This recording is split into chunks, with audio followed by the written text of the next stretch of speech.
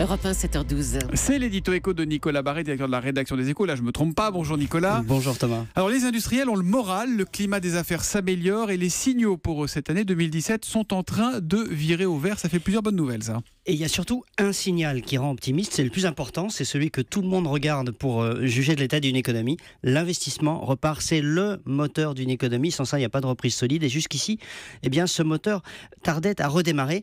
Là, ça y est, les industriels français tablent sur une hausse de 6% de l'investissement en 2017, chiffre qui masque même des bons dans certains secteurs, plus 27% dans les biens d'équipement. Alors attendez, parce que là, il y a quand même un petit paradoxe. Vous nous dites que l'industrie va mieux alors qu'on entend surtout parler, et particulièrement ces jours-ci, de fermeture d'usines.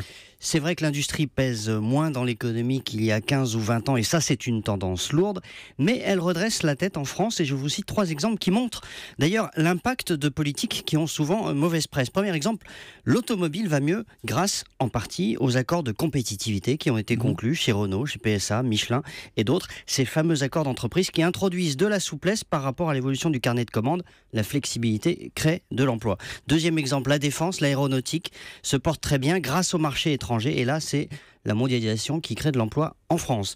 Et puis troisième exemple, le bâtiment repart parce que les taux d'intérêt de la BCE sur l'euro sont très bas et cette fois c'est l'euro qui soutient l'emploi. Ça vaut toujours l'adage qui dit quand le bâtiment va tout va ou c'est plus tellement d'actualité ? Ça fonctionne assez bien. Ça fonctionne assez bien. Bon, et les fermetures d'usines alors Nicolas ? Elles ont reculé, elles ont baissé de 4% au premier trimestre, c'est un signe de reprise. L'une des raisons tient aussi aux effets des réductions de charges, c'est l'effet de baisse du coût du travail, du coût pour l'employeur, pas des salaires.